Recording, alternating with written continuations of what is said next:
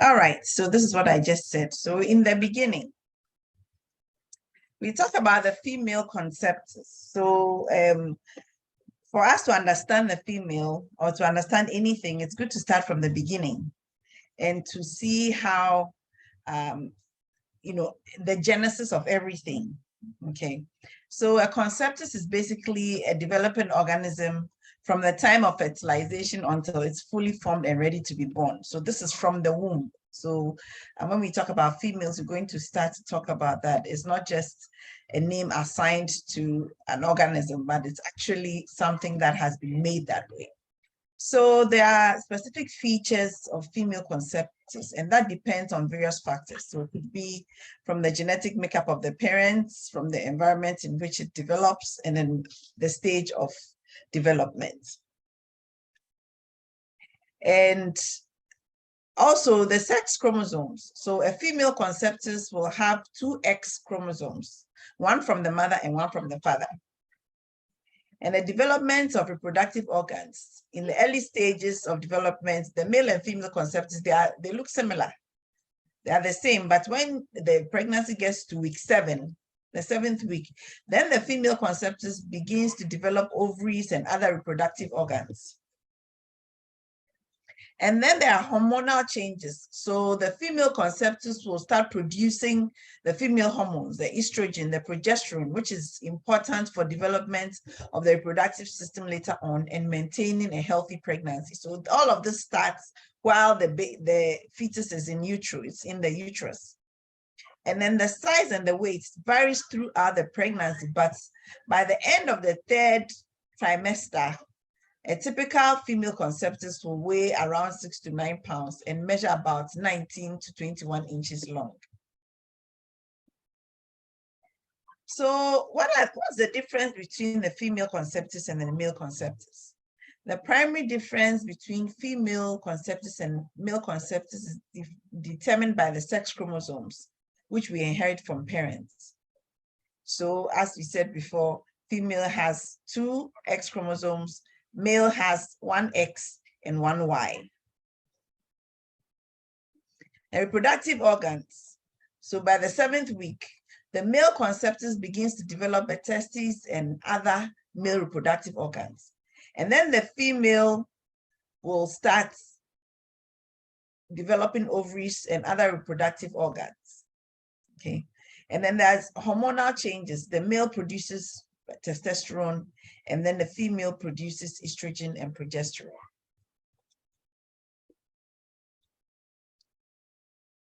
Okay, and for the difference, we're still talking about difference between male and female. There's risk of certain conditions that are associated with the sex of the conceptus. So male conceptuses are more likely to develop certain genetic disorders such as hemophilia or Duchenne's muscular dystrophy.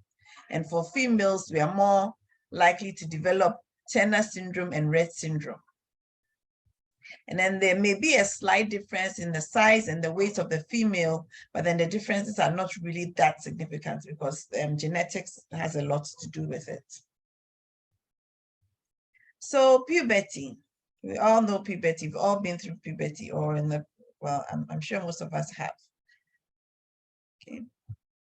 So puberty is the biological process that marks the transition from childhood to adulthood. It happens to both males and females.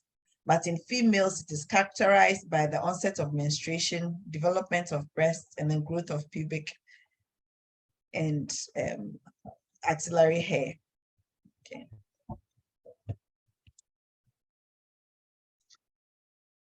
Okay. And there's also growth spurts. So females typically experience a rapid growth during puberty with an average increase in height of about 3 to 4 inches per year.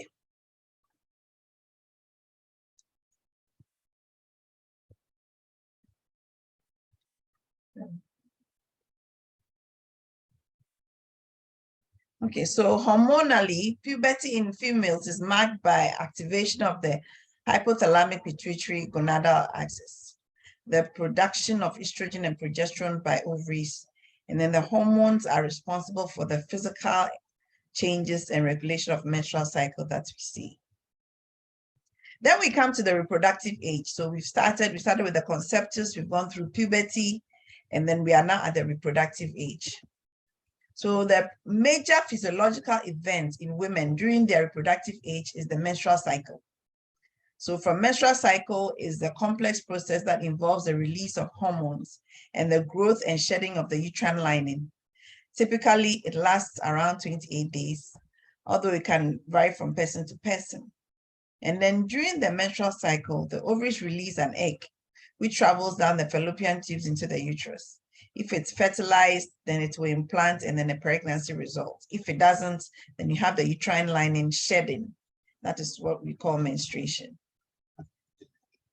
And it's controlled by the hypothalamus, the pituitary gland in the brain, which release these hormones that stimulate ovaries and then produces the estrogen and the progesterone. Okay. So in addition to the menstrual cycle, some women in their reproductive age may also experience changes in hormone levels throughout the month. Okay, so for example, you can have estrogen levels rise during the first half of the menstrual cycle, while progesterone levels rise during the second half. And these hormonal changes can affect the mood, can affect energy levels and other aspects of the health and well-being. So it brings us to the female brain. So the female brain is fundamentally not that different from the male brain, but there are some structural and functional differences that has been observed between the two. The female brain, just as the male brain, is a complex organ that plays a key role in regulating many of the body's functions, including movement, sensation, emotion, cognition, which is the same that occurs in males. And while there's significant individual variation, research has identified some general patterns in the way that female brain functions. Some of the unique features of female brain include the brain size. Okay, so on average, a female brain tends to be slightly smaller than the male brain, but this difference is not necessarily an indication of intelligence or cognitive ability. So you can't say that, well, as for the females, their brains are small, so they are less intelligent. No, that is not the case at all. And then the gray matter. The gray matter volume is higher in certain areas of the female brain, such as the hippocampus, which is involved in memory and emotion processing. So really, when we find that females are a little bit more emotional, we do have a biological explanation for that, or an anatomical explanation for that. Our hippocampus, which is the part of the brain that is involved in memory and emotion, is slightly bigger. And then we come to the white matter, and that volume too is also higher in certain areas in the male brain, which may reflect differences in the way the two sexes process information. And then connectivity. Women tend to have more connections between the left and the right hemispheres of the brain, which may allow for greater integration of information. So we have the two hemispheres connecting and communicating with each other, and that signifies integration of information from both the left brain and then the right brain. And then hormonal influences. The female brain is affected by fluctuations in hormones during the menstrual cycle, pregnancy, which can influence mood, cognition, and behavior. Another unique feature is the ability to process emotional information. So women tend to have stronger connections between the regions of the brain that are involved in emotion processing, such as the amygdala and the prefrontal cortex. Know that the prefrontal cortex is the part of our brain that is responsible for rational thinking, for executive function. Okay, and so we have very strong connection between the amygdala, which has to do with the emotions, and that part of the brain that has to do with executive functions. So this may be the reason why women tend to be more empathetic and better at reading nonverbal cues than men. Another key feature too is the responsiveness to hormonal changes. So we know that fluctuations in estrogen and progesterone levels throughout the menstrual cycle can affect your mood, your cognition, your behavior. So For example, women may experience changes in mood and energy levels during the different phases of their menstrual cycle. We find out that, after menses, they may be very, very tired, or even during menses, you find that they are not as alert, they are not as active. It is all hormonal. It's not that they are lazy or not wanting to be motivated, but really there is a physiological explanation for those mood changes. And research has also shown that female brain is more interconnected than the male brain. Okay, so women tend to have more connections between the left and the right hemispheres, which allows for the greater integration of information and then a holistic processing of information. So cognitive differences. I want this to be as interactive as possible. So if you do have questions, may I have someone read it to me from the chat? I mean, you can raise your hand and then read it. Otherwise, I'll finish it, and I could also wait when I finish. We'll have a question session. So cognitive differences. Are there cognitive differences between men and women? That's an ongoing debate. Some research suggests that there are some differences. Some think, well, there isn't. But it's important to know that significant individual variation and overlap between the two groups. Okay. So some of the cognitive differences that have been observed include spatial reasoning. Men tend to perform better on tasks that involve spatial reasoning, such as mental rotation or spatial perception. Okay, they're able to, visualize things in space, so to speak. So looking at dimensions. Okay, this difference is relatively small, and there's still significant overlap between the two sexes. This I can testify because I think I'm a bit more. I can read things a bit more two-dimensional, three-dimensional than my husband, really, because, I mean, as I said, this is not a hard and fast rule. And then generally, women tend to perform better on tasks that involve verbal ability, such as language comprehension and fluency. And then memory, women tend to have a better episodic memory, which involves remembering specific events and experiences. Men, on the other hand, tend to have better spatial memory, which involves remembering spatial locations and arrangements. So we and women, we remember specific events and experiences. We are able to have, remember events that happen. And then emotional processing, women tend to be better at recognizing and interpreting emotional expressions than men. So you may be with, you see a woman who would make a comment about someone and you think, oh, I didn't see the person say that. And they can tell you from the voice or from the nonverbal cues, from, emotional expressions. They can recognize these things better than men can. So I remember one of the important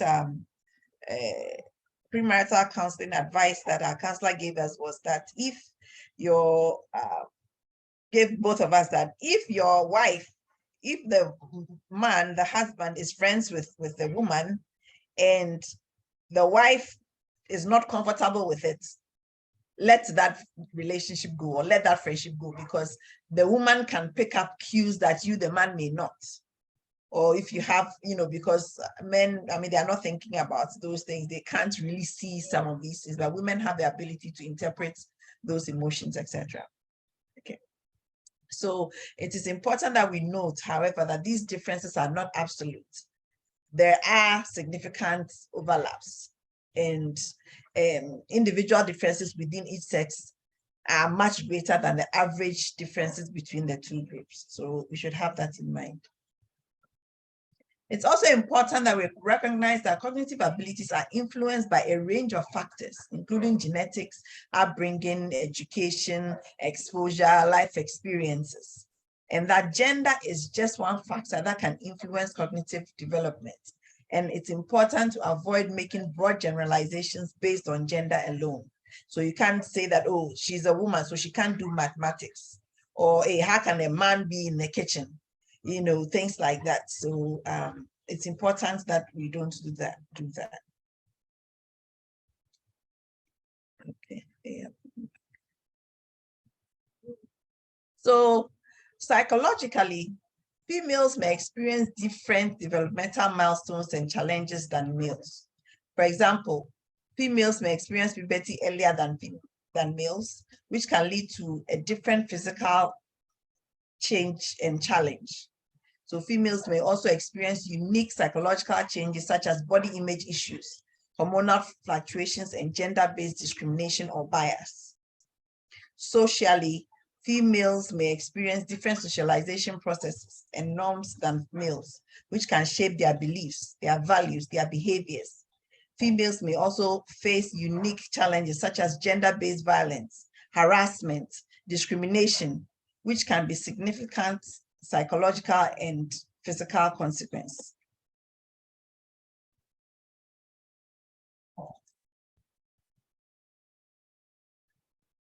Okay. So, hormones and mental health.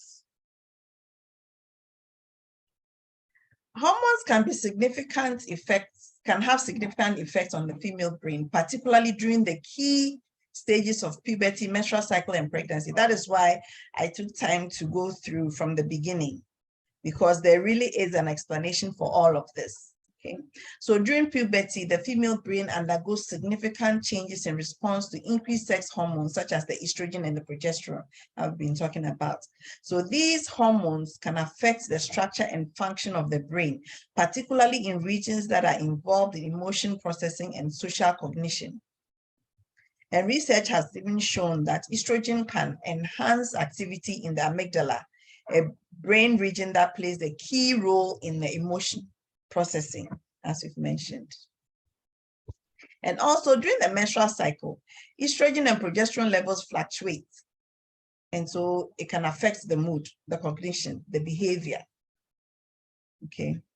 For example, some women may experience premenstrual syndrome, which is mood swings, irritability, difficulty concentrating during certain phases of their menstrual cycle. So yes, when a woman is going through their period, it's around that time of the month, you see that their behavior will be a little off. They're not as social. They don't, they feel a little down and all of that. It's not just an excuse. It actually has a biological basis. And estrogen has also been shown to enhance memory consolidation and retrieval, while progesterone can have a calming and anxiolytic effect.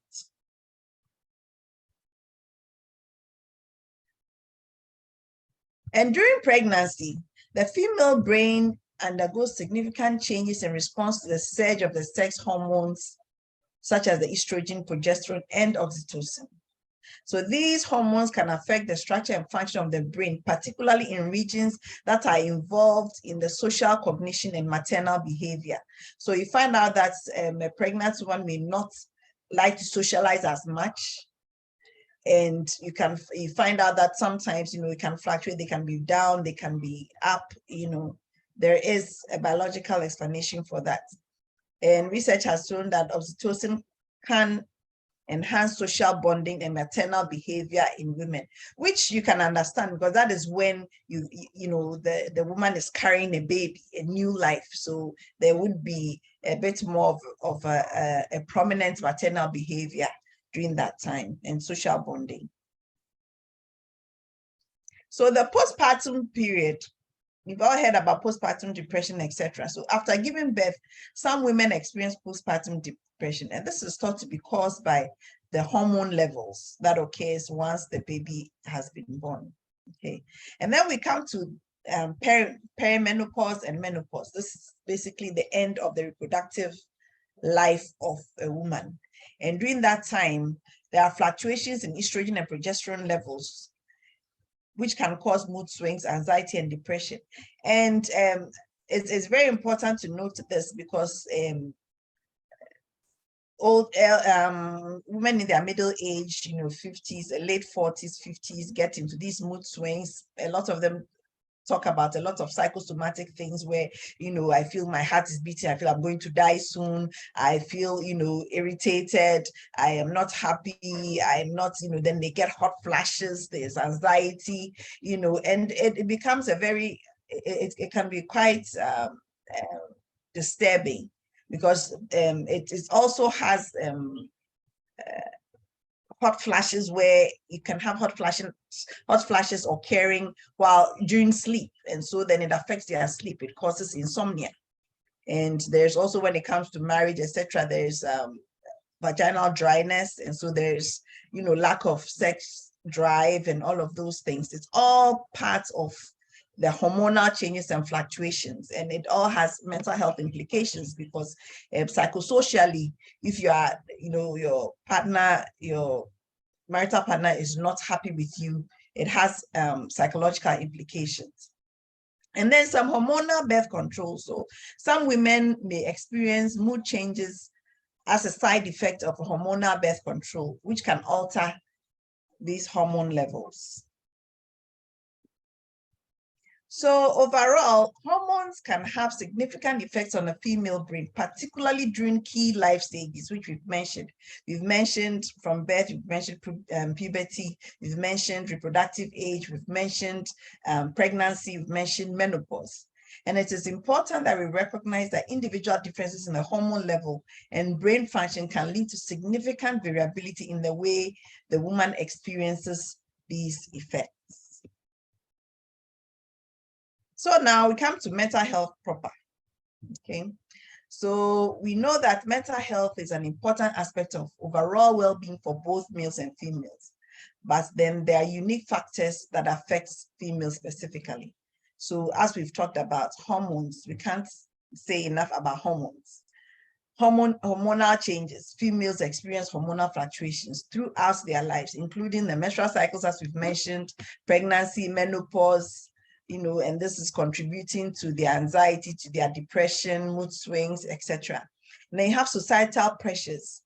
Females may face unique societal pressures, which we do, such as expectations to be the primary caregiver for the children and to excel in both personal and professional realms. You're expected to be performing like all the men, but at the same time, you are the wife, you are the mother, you are the caregiver, and these pressures can contribute to stress and feelings of inadequacy, can contribute to depression. And then there's also trauma. So females are more likely than males to experience certain types of trauma, such as sexual assault or domestic violence.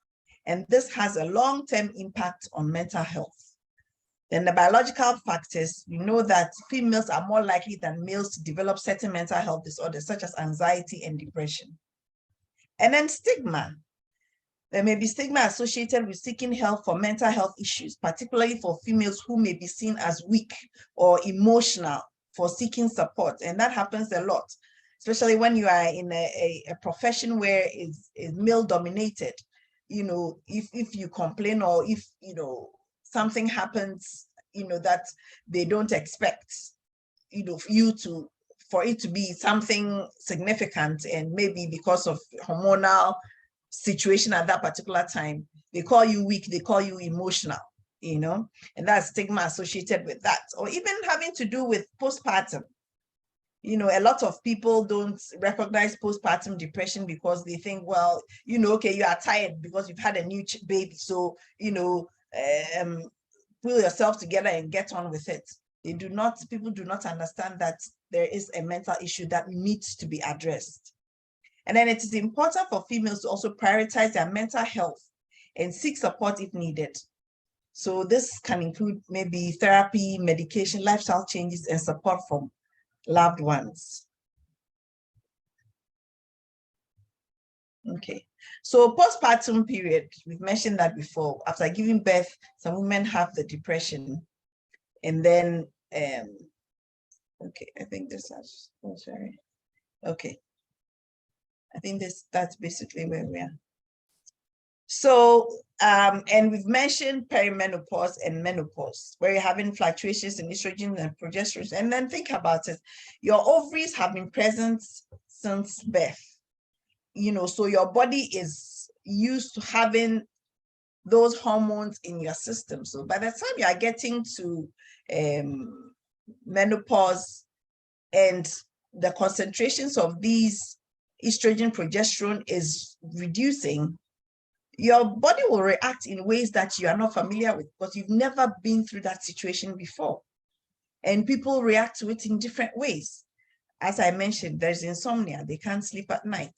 People get feel like, oh, I'm going mad, or I'm depressed. And people around you may think that, oh, this woman nowadays, you say so, you can't even joke with that person. They get easily irritated, and then they get depressed, they cry a lot, they get emotional. It's all part of what happens when you're having fluctuations in your hormones, in your estrogen and progesterone levels. And we mentioned birth control before. So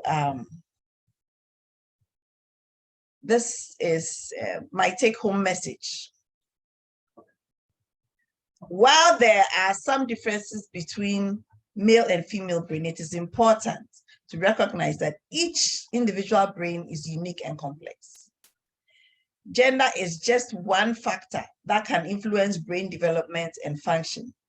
And there's a lot of variability within each gender. And it's also important to note that not all women will experience mental health symptoms related to hormonal changes. Some women may be more susceptible to these effects than others. These are my references, and thank you. So we have some time for questions. Okay, Doc, thank you so much. Thank you so much for the insight. Please, it's time for questions. If you have any question, you can raise your hand and you will be called. You can also type it in the Q&A or the chat itself here on Zoom. So we'll take the questions. If there are any questions, there's something you want clarity on, you want to make a comment, please raise your hand and you'll be called, or you type in the Q&A or the chat. So if you look at the Zoom interface, you'll see chat and you'll see Q&A. Any of them will be fine.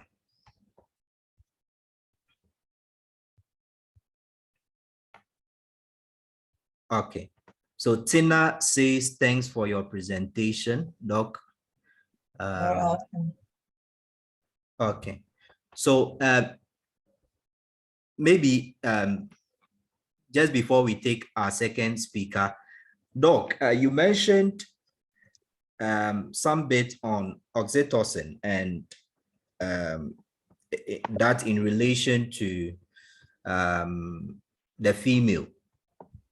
There's an understanding of oxytocin as the bonding hormone, and how the mother figure in bonding with the child, they can, get better bonded through breastfeeding.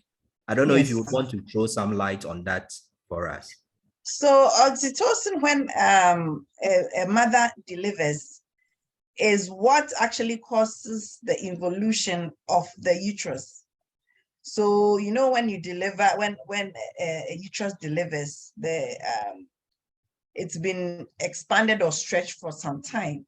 So it involutes. Okay, so it basically shrinks back to its normal size. When the baby is suckling at the breast, there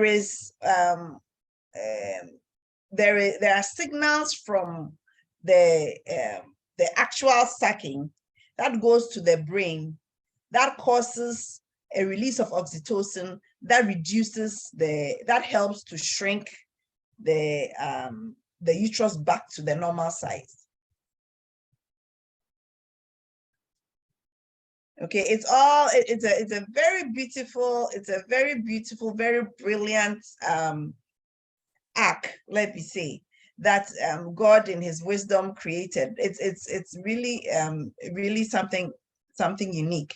So the time that you are bonding with the child, and we know that breastfeeding helps you to bond with the child.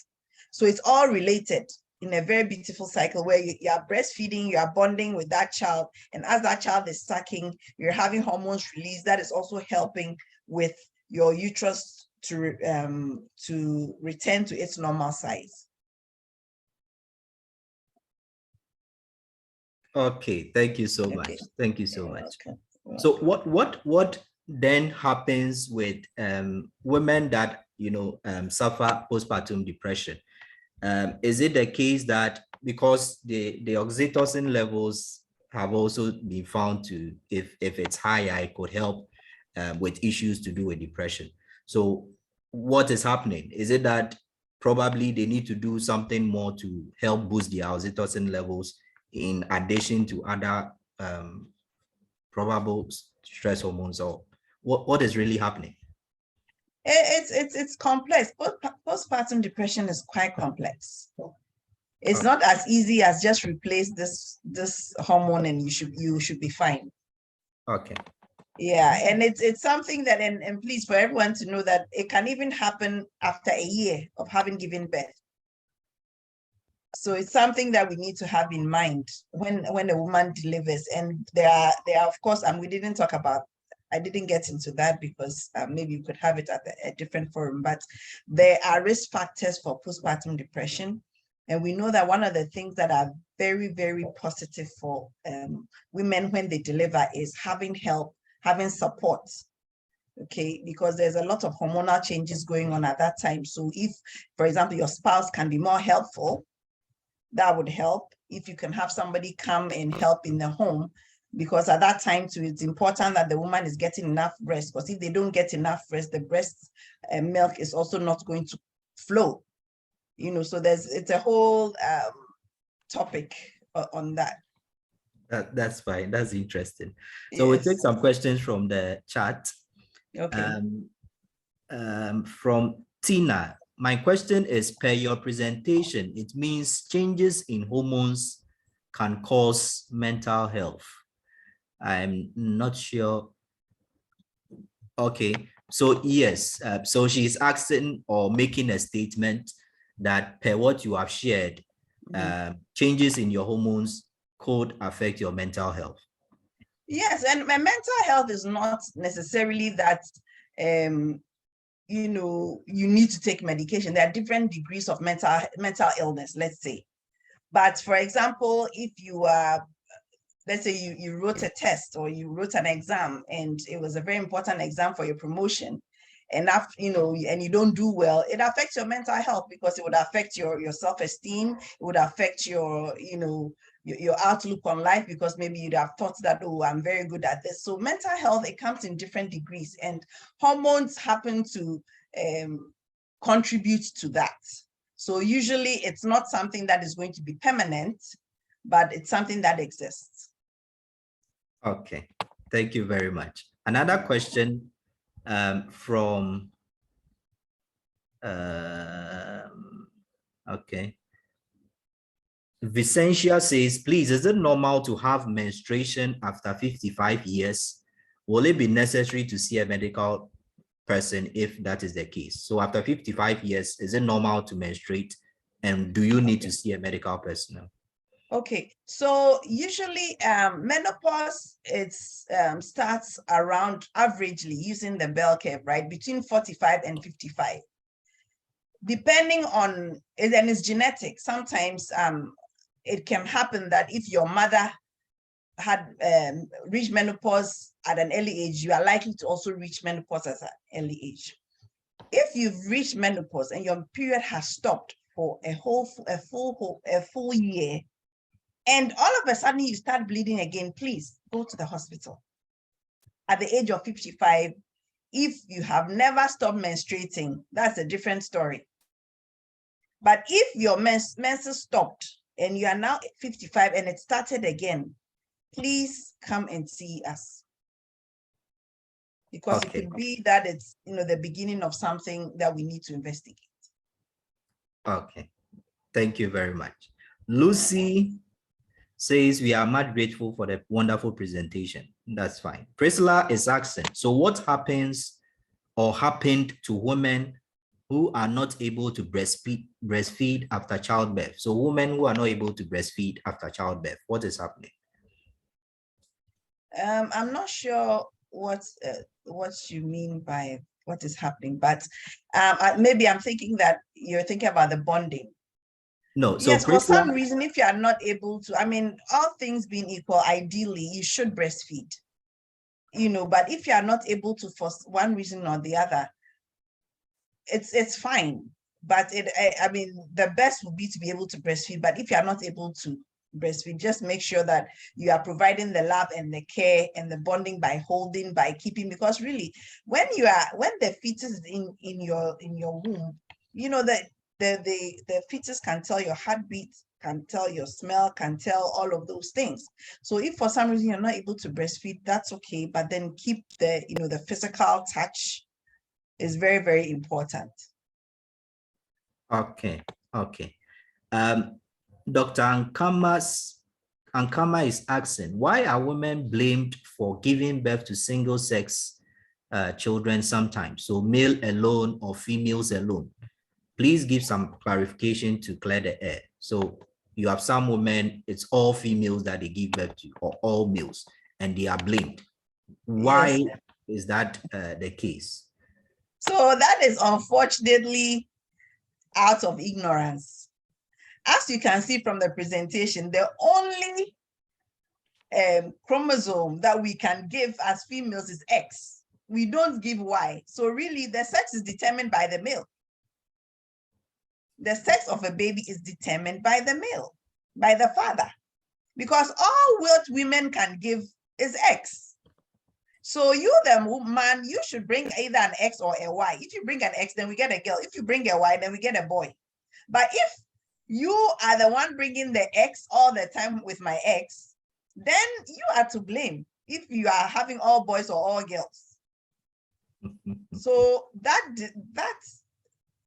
part of sex, as far as I'm not gender, but sex, female or male, is determined by the chromosome that the male brings. Okay. So it's not the fault of the female.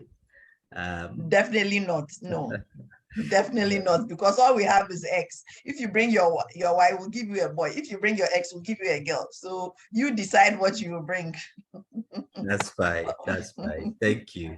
Juliana Nathan says, please, is it mandatory for a woman to seek medical attention when going through postpartum depression or other female-related traumatic situations, or it should be considered normal since there are changes in hormone activity?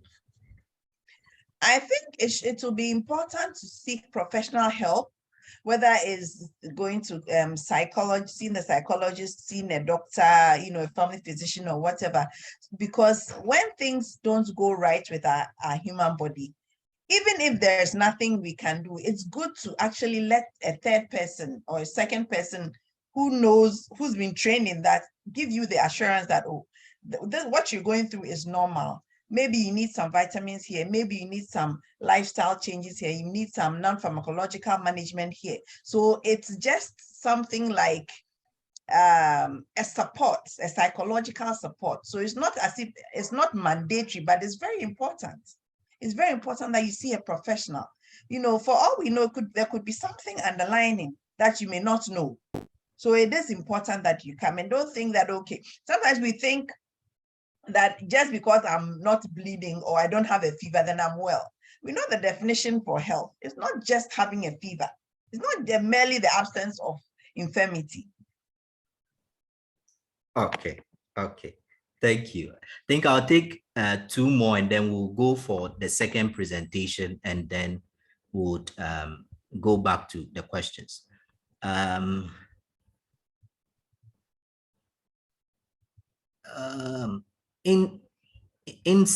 Inisa says, thank you, Doc. Please, if one has the postpartum depression and does not take medication, can she heal naturally? I'm asking because my sister is in the condition but has refused to take her medication.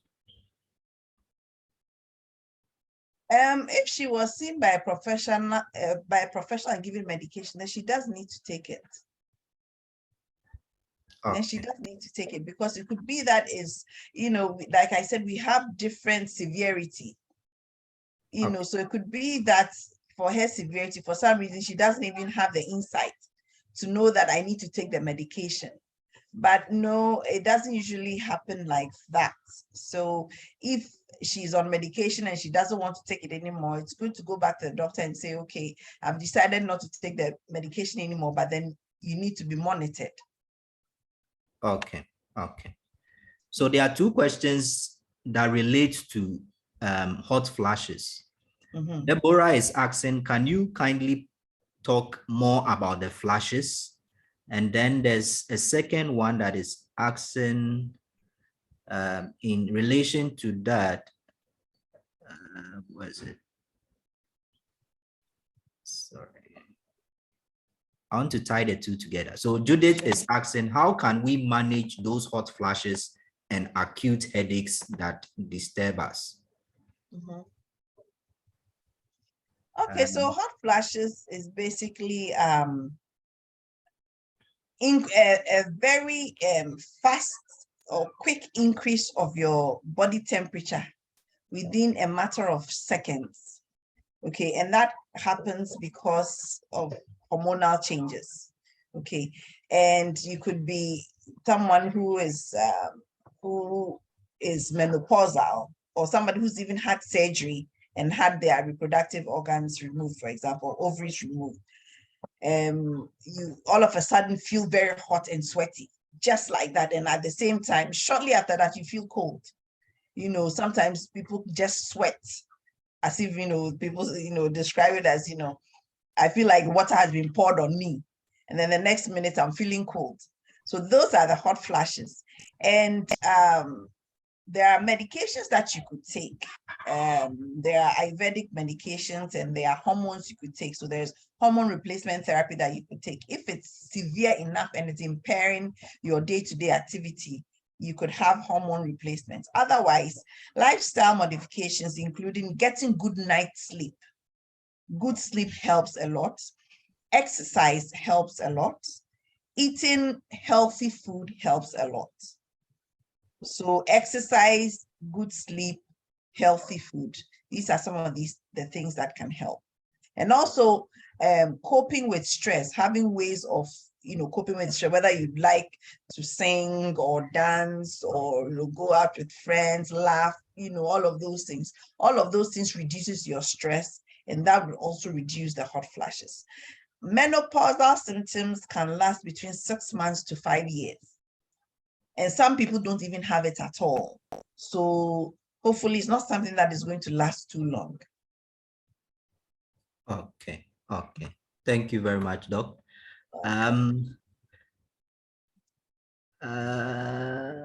Okay.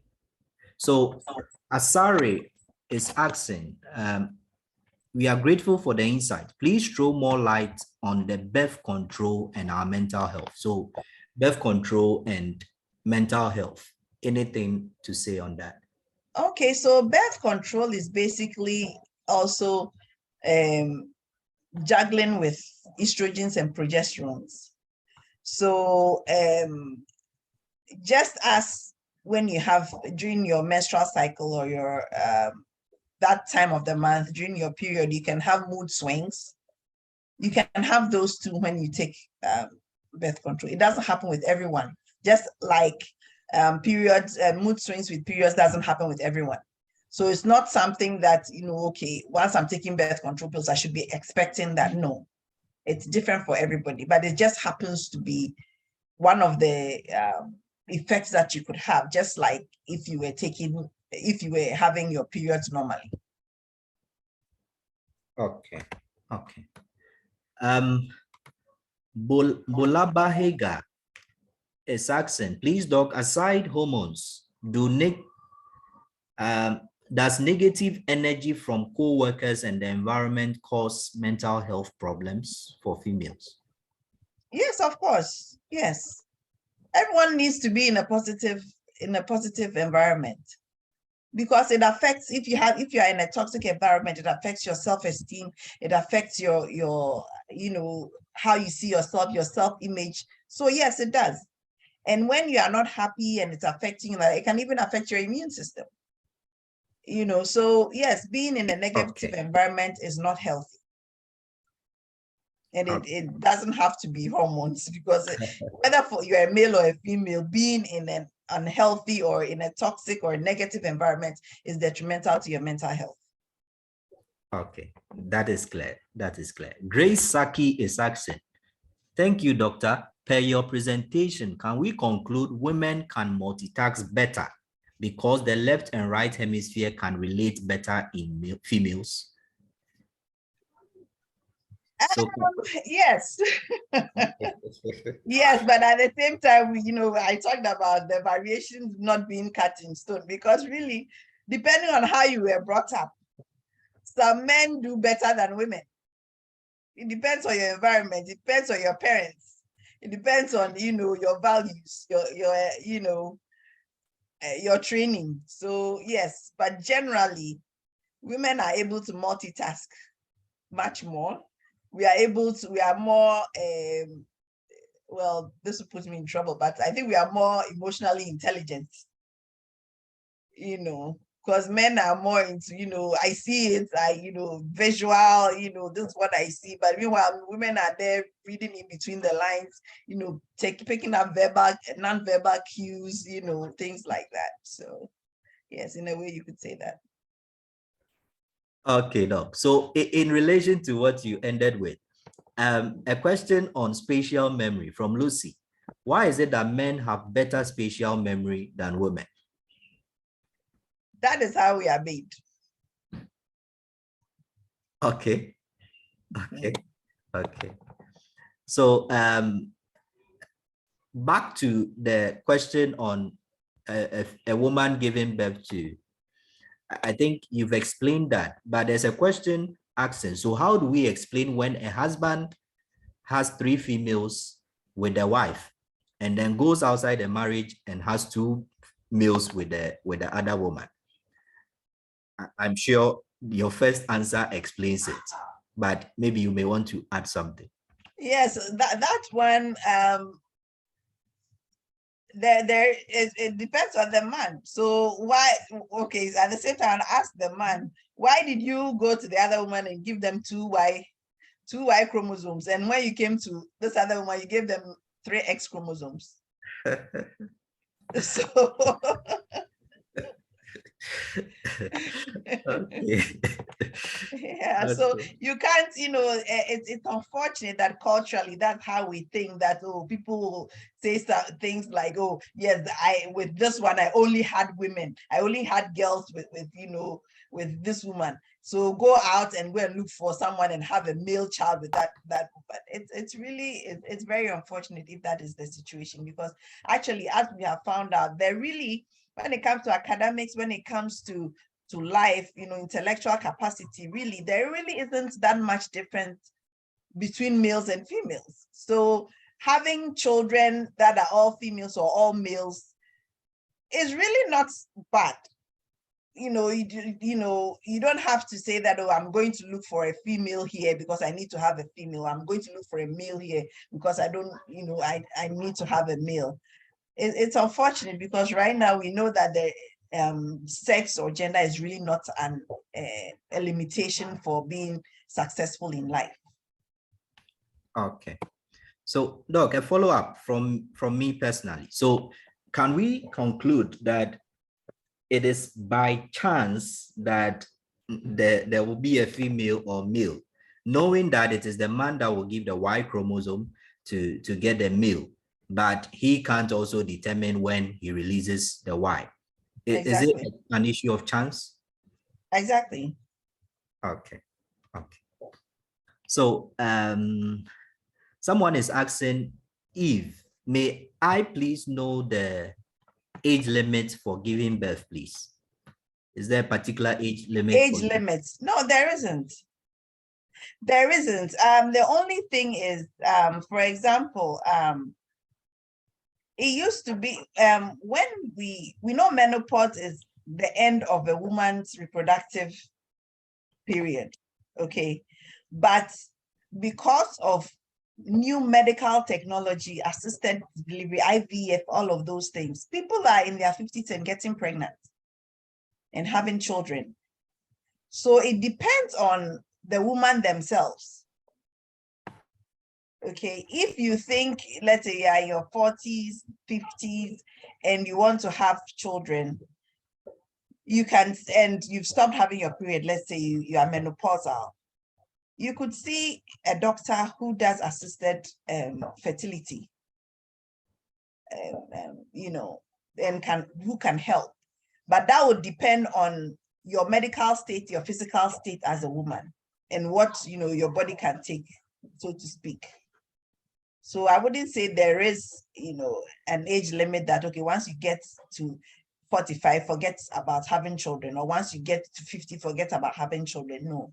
Right now, there are so many advances, medical advances right now that, I mean, it was on the news, a 56-year-old had a baby, you know, had twins actually, you know, so there's assisted, you know, reproductive methods that you could do really. It's just a little expensive, but, you know, those options are available. Okay. Thank you very much. So we'll take two questions that relate to bonding and breastfeeding. So Betty is asking, if breastfeeding creates a bond for a child and the mother, in what way can an adopted child get that bond from his or her new mother? So an adopted child, baby, how can that bond be created? I think you've given a comment earlier that clarifies that, but if you would want to add more.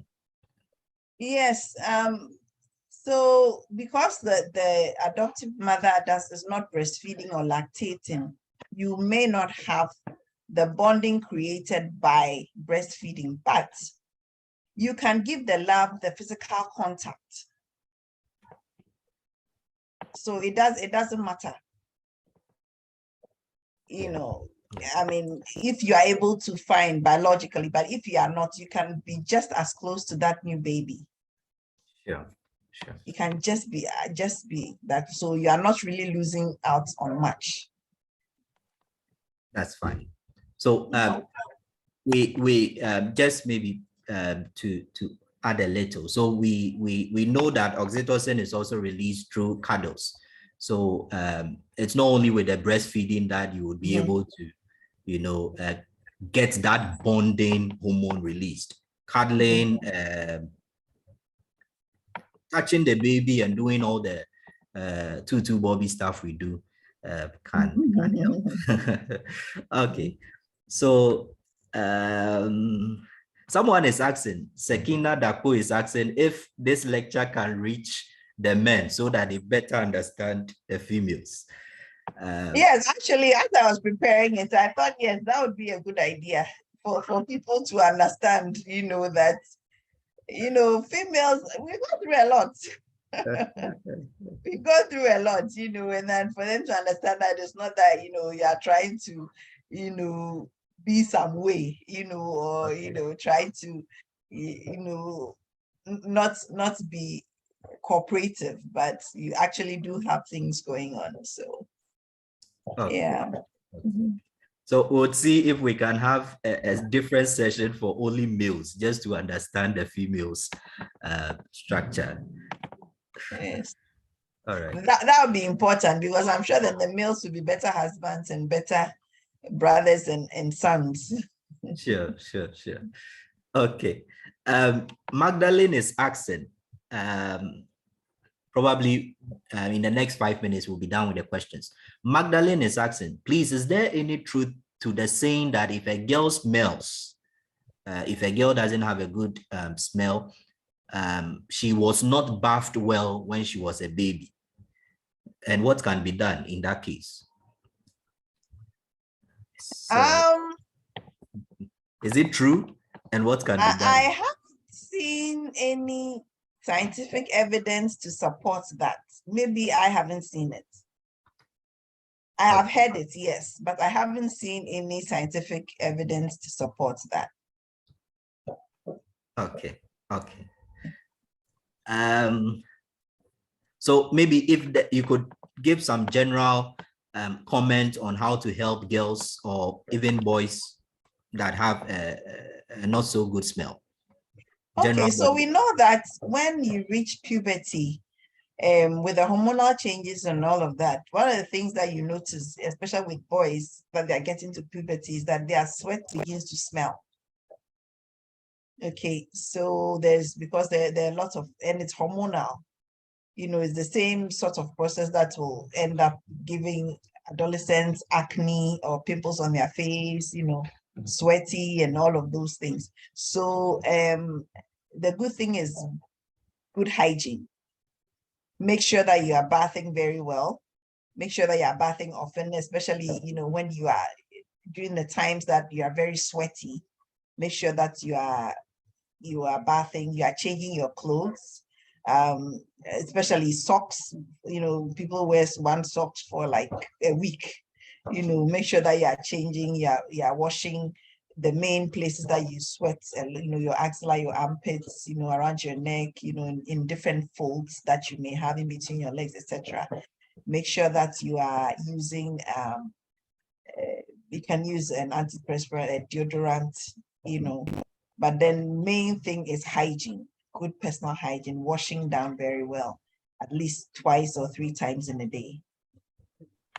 Okay, thank you so much. Agnes Inimis asking, so she says, thank you, Doc. Please, what should someone going through emotions? So I'm sure she's talking about challenges with emotion regulation. So what should such a person do when people around her don't understand and they want her to behave in a normal way? So someone who is probably moody and people think that she should behave normally, but they don't get her. What should a person do? I think it would be important to see a professional so that the professional can help you identify what it is that makes you moody. And if it's basically what you are by nature, they may give you points on how to navigate that, your demeanor when you are with people. Because, everyone likes people talking and, being involved and all of that. But for some reason, if your personality or because there's something going on, you are a bit moody, then, it's not the norm. So people will talk. So I would say that seek professional help. Let them assure you if there's nothing going on or if there's something that you need to address psychologically, it can be addressed. It doesn't mean you are ill, or it doesn't mean you are mad. It doesn't mean any of those things. Sometimes we just need help from professionals to help us to cope with our day-to-day. There are people who, when things are not going well, you can see it on their face, and maybe you might need some help, some pointers on how to deal with your stresses. That would make you, lighter, so to speak. Okay. So, Doc, let's take this last one and then I'll release you. Oh, that's okay. So okay. I heard for females, as you age, your ovum too ages and may deliver abnormal babies or have a lot of complications as compared to women in their early age. How true is that? Yes. So there's, we know that the longer the ovaries stay, the lower their quality becomes. Okay, so theoretically, babies born to older mothers tend to have congenital abnormalities. It is not a hard and fast rule.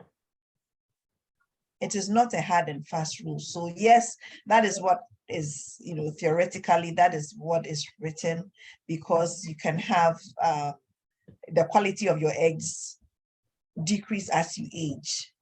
And so then you can end up with poor quality embryo. Okay. But it's not is not the case. I mean, you should never say never. It's not the case in every case. You know, that doesn't happen with everyone. Okay. Okay. All right. So we would end the Q&A session for the first presentation here. Doc, thank you so much. Thank you so much for the insight and for your responses. I'm sure we've had a lot to learn. There are more questions coming in, but I'll pause here and we'll take it afterwards. We'll take our second presentation from the principal of TUCEE Institute of Counseling and Technology. She is a lecturer at the University of Ghana, Department of Teacher Education. She's a cyber counseling expert and many others. Let's welcome Dr. Cecilia Tutudankwa. Hi, thank you. I'm so excited. I wish you could have carried on with the first presentation and I'll hide mine. And thank you so much, Doctor. In fact, we will call you again. And obviously, we are having you on the 1st May. So we are really comforted that we'll have more of you, God willing, and on the 1st May with a face-to-face conference. Yes, I'm going to do a short presentation, and my presentation is saying, hi, I can be a happy lady. You can be a happy lady, you can be a happy woman, you can be a happy female, you can be a happy girlfriend, a happy wife, a happy everything that is in you as a female. And that is why Doctor has exposed us to all these. Some of them are biological. We can't do anything about them. Some of them, we can do something about it. She has given us a lot of insight. But we are going to look at another strategy, more from the counselor's view, and it is known as the SPARE model. The SPARE is an acronym, and we are going to look at the acronym and then use it to sort ourselves. You can be a happy lady. Let's look at it. Now, this is the SPARE. SPARE is S-P-A-R-E, like spare tire. This one is SPARE model. Then the SPARE, though you see 5, it's 5 words. We have 10 solid words or activities in them. So we are saying that if by any reason, after all that we've listened, you've understood yourself, and our doctor said, if you are going through any challenge, seek professional help. So these are professional tips that we are going to give to you, and we want you to start right away where applicable and start being happy, promoting your mental health. Now, the first one says that, yes, the crisis will come. Probably as we speak now, you are in a challenge that you don't even know what to do. You are giving up on yourself. You are giving up on a relationship, whatever it is, education, whatever. We are saying that please don't keep your pain. Speak out. Hi, lady, speak out. Don't let anything suppresses you. Speak out. Seek professional help. Seek medical help. Even if it's spiritual help applicable, seek it. Don't let anything that happens in your life destroy your life. And do not let any relationship, be it in-law or outlaw, husbands or sons or any other corporate world, no. Speak out. Talk to trusted person, because even just sharing your issue in counseling, we say that catharsis takes place. Once you share it, you become relieved and realize that, oh, at least a burden is out. So the first strategy we are giving you as we are preparing you to gain your mental health is that speak out. Then the second S says, stop talk. Now, when you speak out, you share your view, but at times, when you are there, you realize that based on what has happened, either you've lost your spouse, or you've gone through some miscarriage, or you've lost job, anything that is giving you stress, it always comes with negative thoughts. I remember one time I was handling a lady who had gone through severe disappointment from a man and the investment this lady has made. I was there and she called and she was screaming, "Counselor, I want to kill the man and kill myself. I will kill him and kill myself." These are negative thoughts, and they don't just come by themselves. This is because of what you've gone through, the pain, and focusing on the pain so much. It wants you to do something drastic, and you think that when you do it, that's what will give you relief. But it's not always that. Some of the negative thoughts will tell you, kill yourself, do this, go to this place. A whole lot of negative energy. We are saying that when these thoughts come to you, stop them. That's what we call stop talk. We are not saying you shouldn't talk to people, but we are saying that those negative thoughts that comes when you go through crisis, consciously tell them that this won't happen to me. This, I don't accept it. This is not me. I won't do this. That is the stop talk. We have wandering minds. At a point, your mind will wander. Probably you are expecting to get married. Probably you are expecting to give birth, and things are not coming. You feel so sad. You feel the world has ended, and some negative thoughts will be flashing through your mind. Please stop them. Stop them. They are just there to disturb you. Stop them. Tell them that something can happen. And this is how you stop them. You stop them by staying positive. You stop them by staying positive. So when a negative thought comes to mind, you say no. So if something says that this sickness that you are going through, you will die, you say no, I shall live. I shall live. Something tells you that these exams you will fail. So no, I will pass. So you stop the negative thought by proclaiming or declaring positivity. And once you declare positivity, it goes to replace the negative thoughts and you are free. Then you get positive and right energies around you. Another way you can stop the talk, if you believe it, I do, is to pray. Prayer works. Whether you believe it or not, prayer works. And I wouldn't even know what you're talking about, but it works. It gives some kind of relief.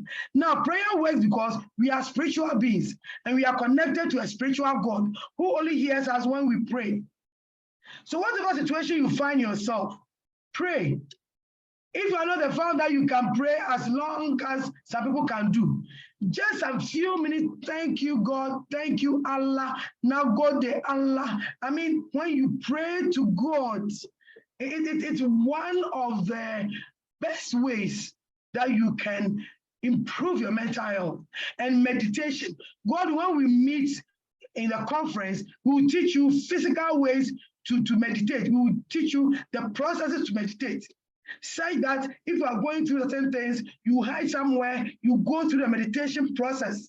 Oh my, and by the time you finish, you realize that indeed, you are what your mind is.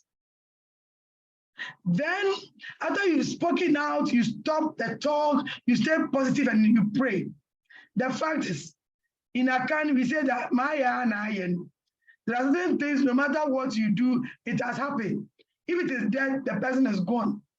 They've buried the person 1 week, 5 months, Naya and Ayen, the person won't resurrect.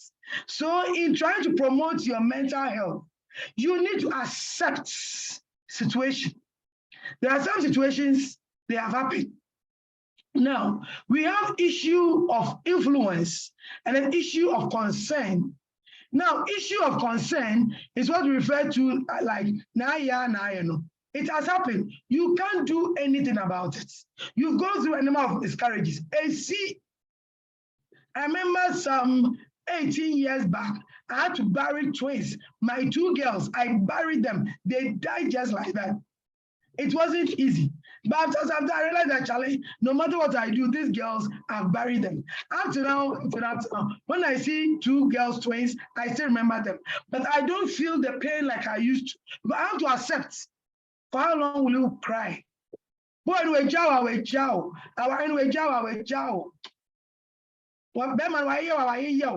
are certain things that they have happened. You can't do anything about them. We call them issue of concern. So when you cry a bit, when you get worried a bit, when you talk a bit, then you stop it and see what to do. Then we have issue of influence. Now, issue of influence are a situation in which you are that there's a possibility to make it better. It hasn't ended. It's not totally hopeless. You can do something about it. That is issue of influence. Now, with issue of influence, we encourage you to go on doing your best to salvage the situation. But if you salvage and you are not able to salvage it, and it gets spoiled, at times, let my people go. Let the issue go. Accept it. It has happened. Now, once you accept it, the next thing is to take action. Now, this thing has happened. What did I do wrong? What did I do right? What else will I do so that I'll be better? So take action. As I speak to you now, reflect, take action. What will you do to be better? So that this crisis that you are going through as a woman that is disturbing you won't remain. You need to be a happy lady. Look, it's sweet to be happy. So take action. You yourself now, sit down and plan your life. That as a lady, what are you for do with or without a man to make you happy? Men are good. It's good to have a man. Yes. I am a marriage counselor. I adore marriage. Yes. But at times, when it's not going your way, you shouldn't die. Because I keep on saying that if you don't take action and you die, the very females who were maybe around you and were disturbing you for which you have died, they will come and weep. Oh, husband, don't worry. If your wife is gone, I'm here. Don't worry, don't worry, I'm here. Take me, I can also be your wife. Why should you die? Because of marital issues. Take action. Work on yourself. If it's school you need to go do. If it's work you need to do. If it's some exercise like doctor told us, do. And as you take the action, please recreate.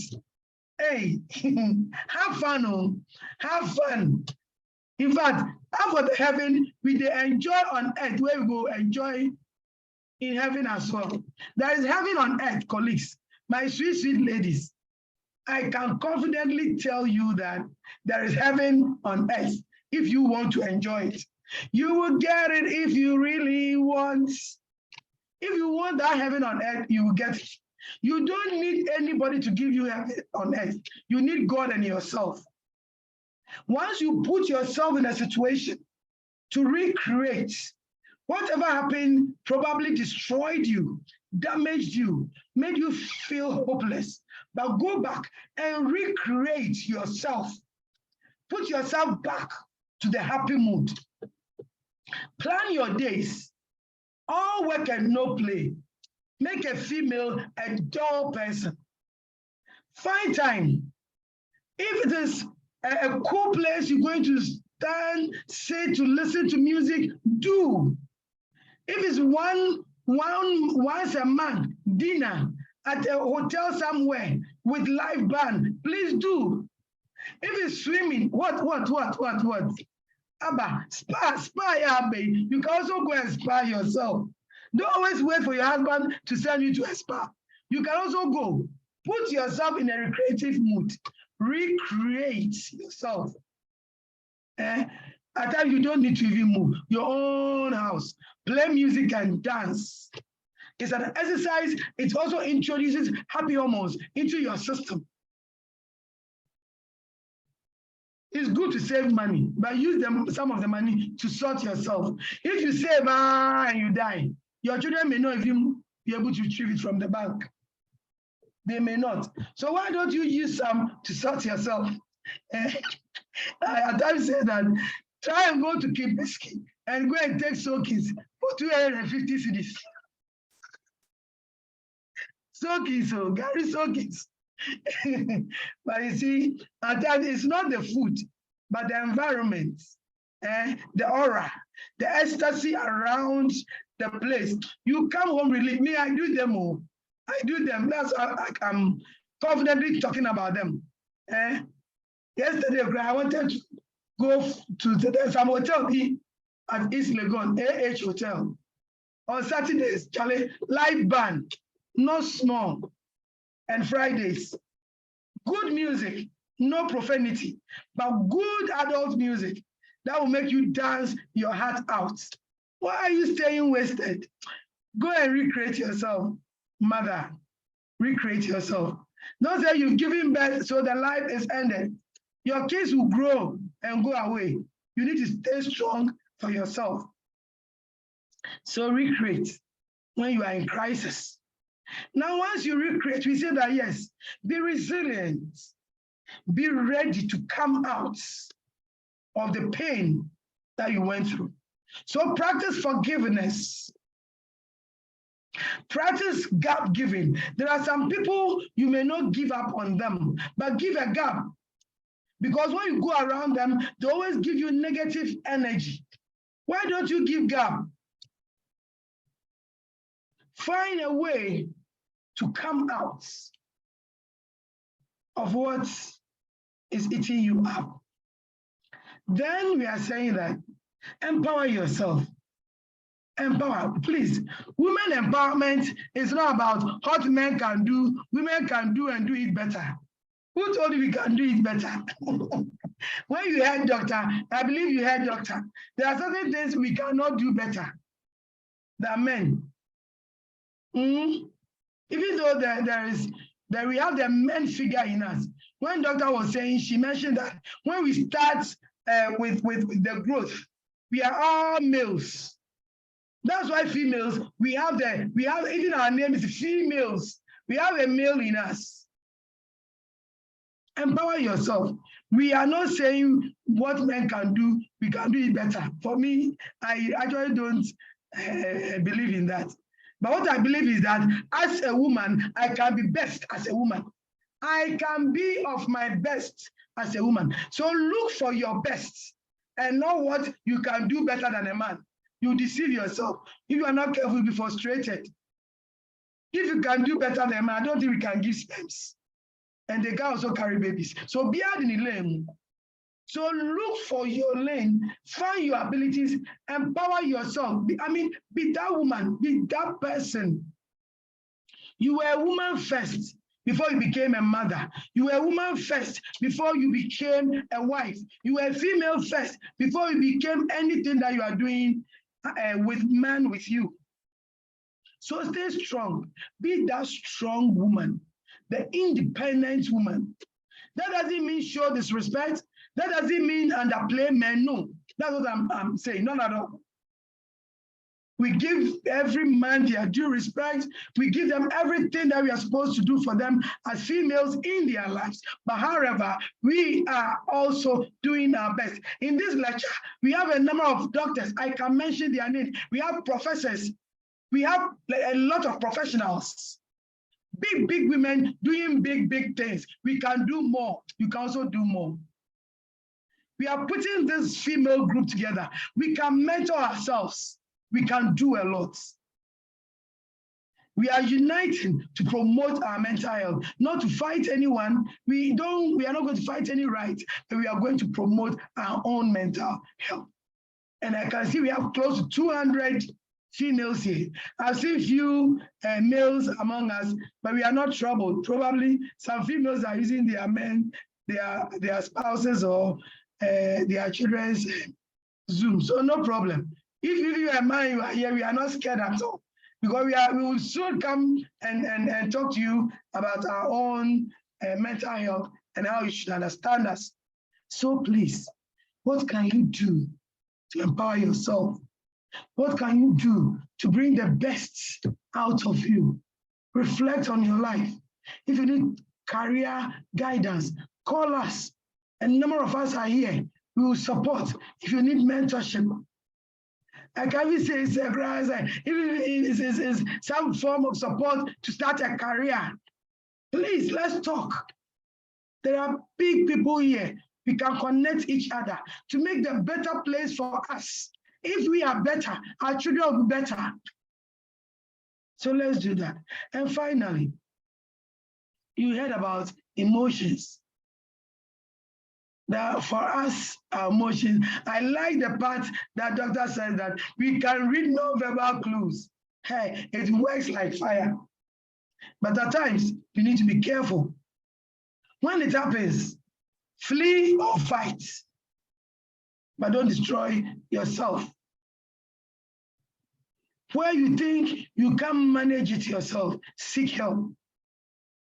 And at times, don't let us overdo things. It's not always that when your man is not picking your call, then he's cheating. It's not always that when your man is not giving you the best, then it means he doesn't love you. Even if your man goes to have sex with another woman, it doesn't mean he doesn't love you. He just falls sexually attracted to that woman, but he still loves you. I'm doing damage control here. So don't be so emotional, please. Don't be too emotional. Emotions are in motion. Emotions, they are in motion. What it means that emotions are going away. They are passing. They are just passing through. So allow them to pass through. Don't dwell on them so much to destroy yourself. If it's a happy emotion, enjoy it. I like that song by Keche and Familia. Say, happy mood. Money day or money no day will make you happy yourself. So enjoy the positive emotions. Enjoy them to the best. Enjoy them if they are positive. But if they are negative, let them go. Where you can correct them so you don't hurt yourself. But if it's not necessary, let them go. For instance, someone insults you. It's an insult, or you can let it go. After all, that insult doesn't define you. Maybe you have been demoted. It's okay. It has happened. Let it go and lift up yourself again. My honorable ladies, we are so excited that we have been able to share this with you. This is the end of the SPARE model. We have more to share when we meet, God willing, on the 1st May. God bless you. Question time. Please, I'm done. Thank you, Doc. Thank you. Thank you. Very powerful, very informative. Thank you so much. So we've had 2 presentations for today.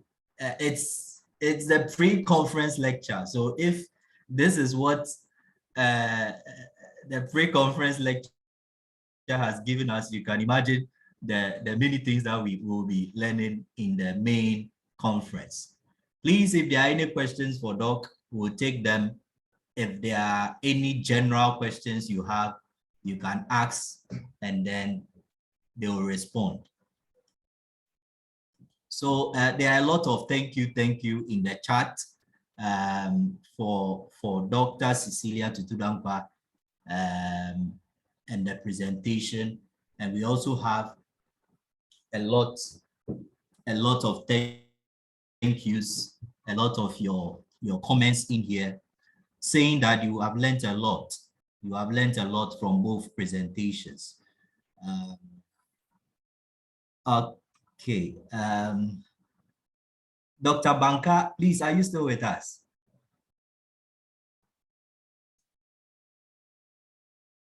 Okay. Yes, I'm here. Okay, thank you. There were a few questions that I skipped. So I would want you to respond to them. And then Doc can also add a voice. So there was a question from someone asking what food. So are there any particular food that women can eat in order to have twins? Oh. No, not that I know of. Even though there's been there's been different studies. I really don't know how do I say it? But you know, there's been talk that in some parts of Nigeria where they eat a lot of yam, they have a lot of twins. A certain type of yam. Yes, I've heard that, but I haven't seen any scientific work to prove that. But I've heard of that. But really, there isn't that I know of. I know twins runs in families, and then actually, the older you get, the more likely you could have twins. Okay. You know, so yeah. Okay. That's what yeah. All right. So that was a question from Gilbert Dazi. Sekina Dapo is asking, shouldn't we advocate for menstrual days off if truly some women go through all these hormonal stresses during their time of the month? Should we advocate for menstrual days off? Well, it depends because it doesn't happen to everyone.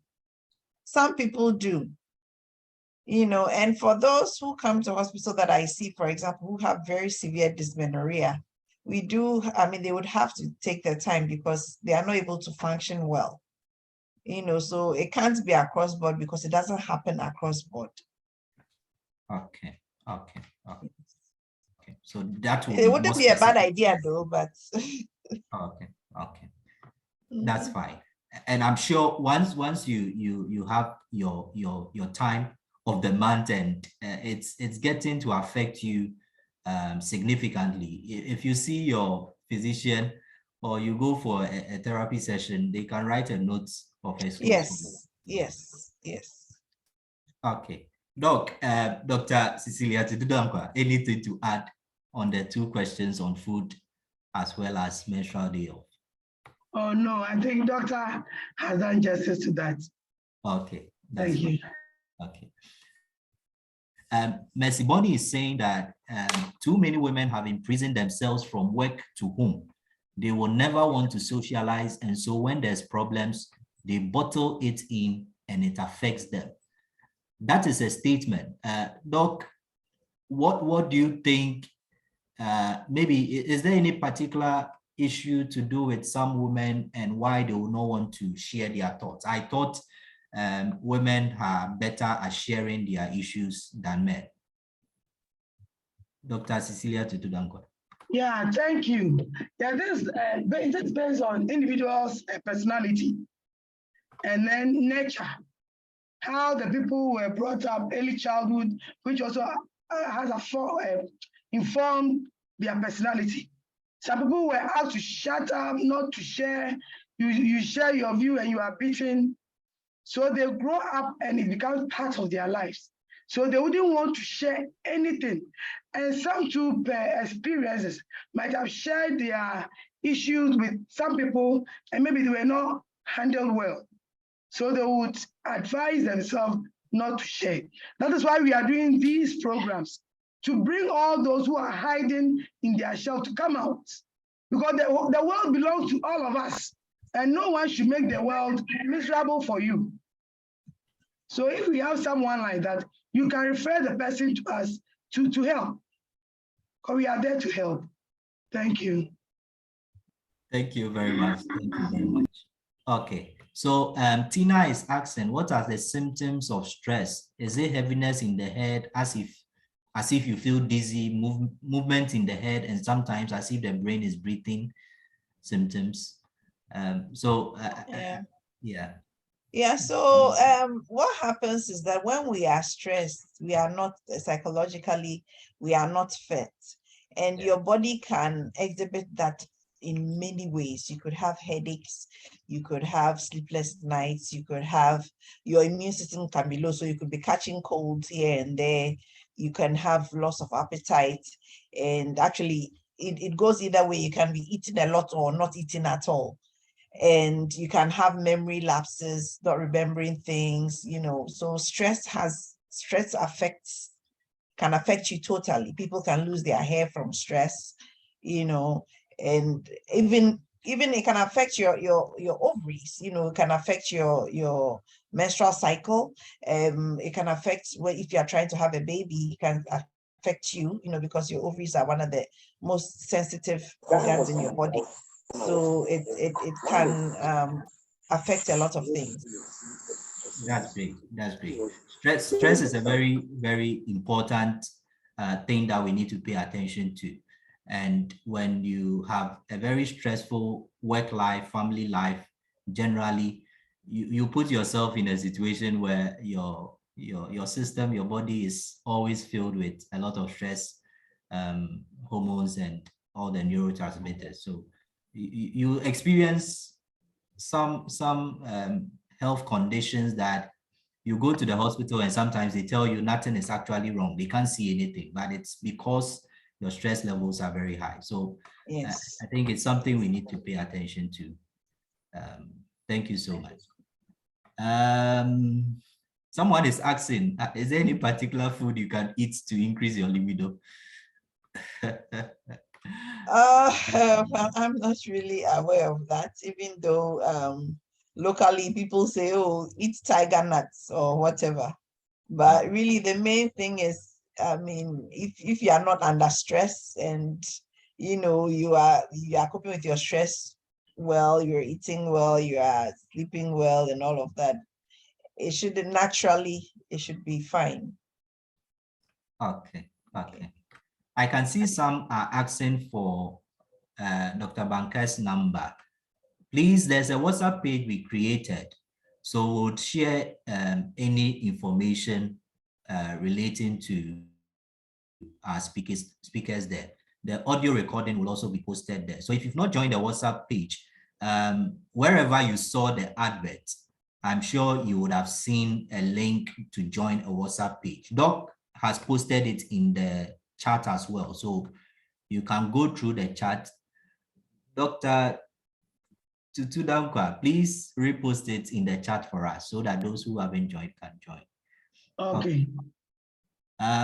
Are there, Benny Apau is asking, are there societal and cultural factors that influence the development of both the male and female brain? And how can we use that information in relation to gender inclusivity?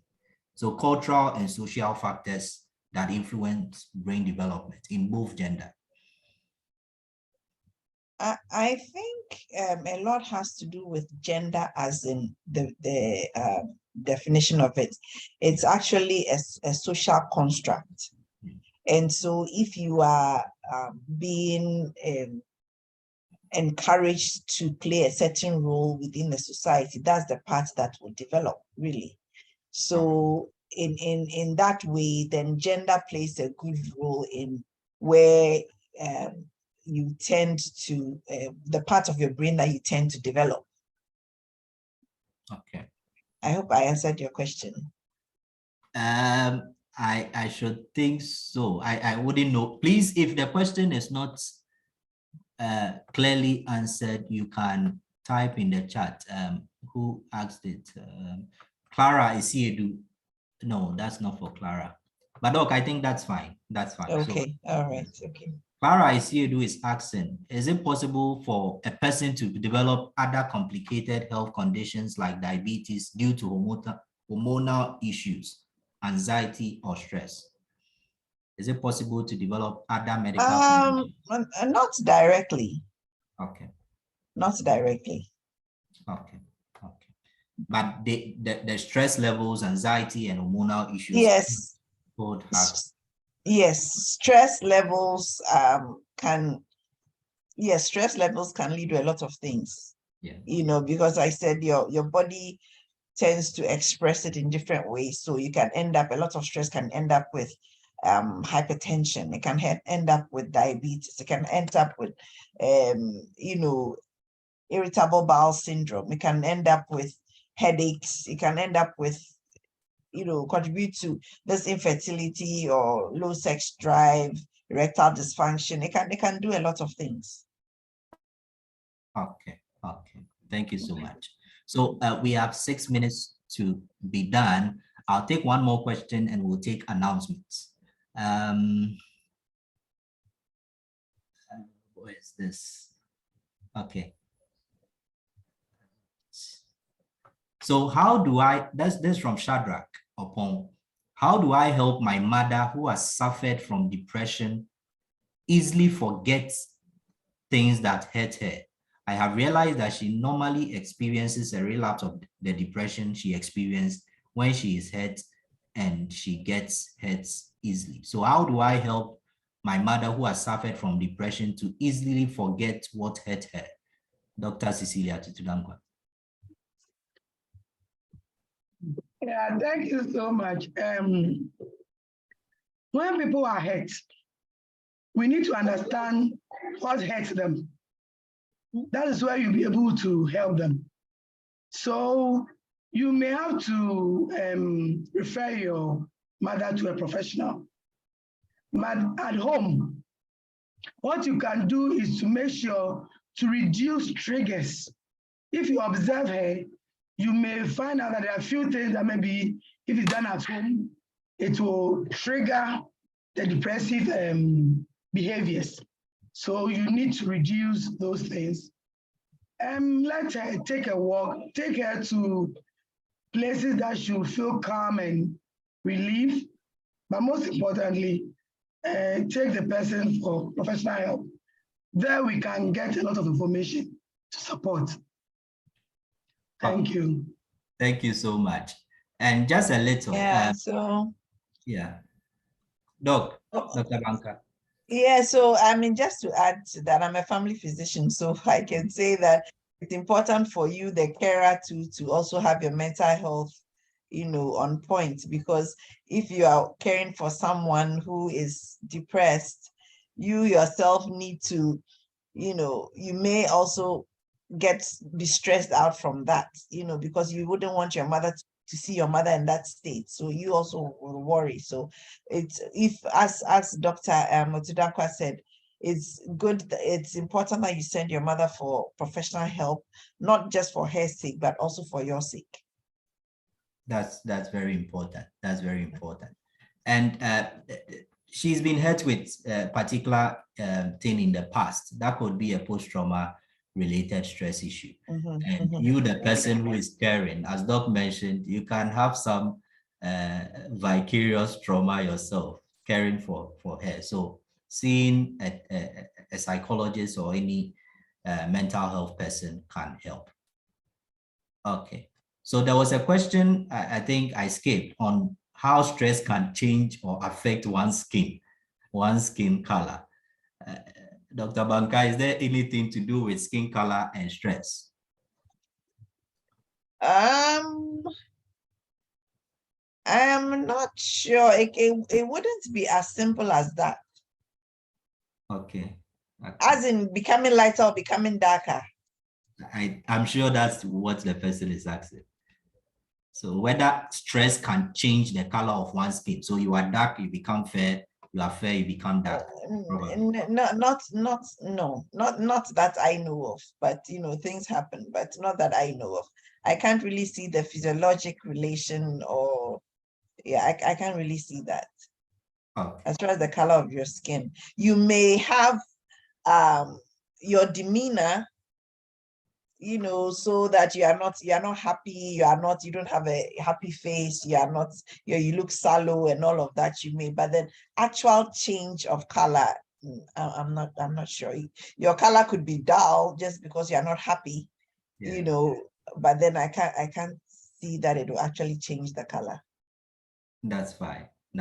So except maybe the person is going through a condition that is making them not to maybe take their bath and engage in some good physical health, and but there are medical conditions. Yeah. There are medical conditions that can change your complexion. Yes. Yeah. So unless you have that condition and you are becoming darker, that can happen. Yes. Okay. There are some endocrine pathologies that can make you darker, get a darker complexion, but not solely due to stress. Okay. Thank you so much. So I would have loved to continue with all the new questions that are coming in, but our time is up for today. As we mentioned, the main conference is coming up on the 1st of May, and I have captured some of the questions, or all of the questions, I should say. And you want to be present for the main conference. Dr. Elizabeth Banka will be present with us. Dr. Cecilia Tutudankwa will be there, and we would have some other important people also present to share with us. So the questions, we can continue on the WhatsApp page. You can put your question on the WhatsApp page we've created, and we will get interactive over there until the main conference. Dr. Cecilia Tutudankwa, thank you so much. Dr. Elizabeth Banka, thank you so much. We appreciate your time. and your thoughts. Doc, Okay, thank you, Wisdom. You are always lovely as you are. Thank you for moderating this effectively, and your knowledge you've added to. I'm always proud of you. TUCEE is proud of you, and you know that. Honorable participants, we are also proud of you. We want to again thank Doctor so much. In fact, she's a woman full of power. Doc, God bless you. And like Wisdom said, let's continue to be on the platform. The 1st May, we're having the in-person conference in Accra at the Ghana Tertiary Education Commission, their conference hall at East Legon. It will be from morning 10 to 3 o'clock in the afternoon. It's a full conference day. This pre-conference, we didn't charge, but we have some sponsors. Raven Consulting Ghana sponsored this, and they are coming again on the 1st to sponsor, coming with a number of products to help us. Their sponsorship has reduced the in-person conference fee to $150, which comes with your lunch, the manual, everything that you get at the conference there is been highly sponsored by Raven Consulting Ghana. That day you see them, they are an organization that promotes family business. So if you are here and you are coming up with a family business, they are there to help you and then train you to do it better. The counselors among us, if you remember, last year we went for a conference at Kimpiski. That is the Raven's Consulting Ghana.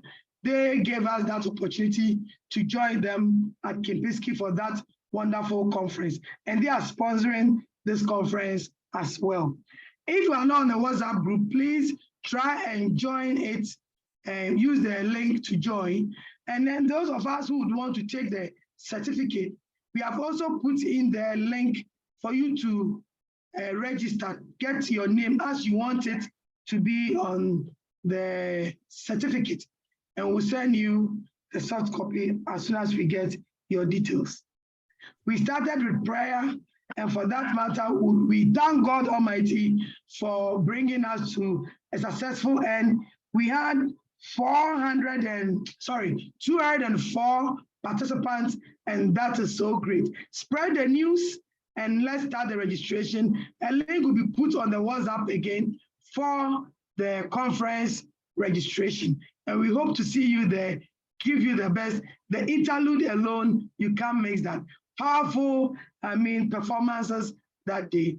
Come and make yourself happy and gain your mental health. Doug, please, you have something to say? Oh, I thank you very much for the opportunity, and this is a very good initiative. I hope all who were on this platform will come for the conference. Mental health is very important. The mind is a terrible thing to waste. And so I think we've all taken our cue in that we will do well. And God bless us all. Amen. God bless you. Wizzy, please take over. All right. Thank you very much. Please, one of us should share a prayer with us, and then we are done. Doc, I can't see the hand, so unless maybe if someone has raised the hand, you could. Oh, okay. Okay, so just go ahead and take that. Yeah, please do. All right, let's pray. Our gracious Father, our God Almighty, we thank you so much for this evening, and thank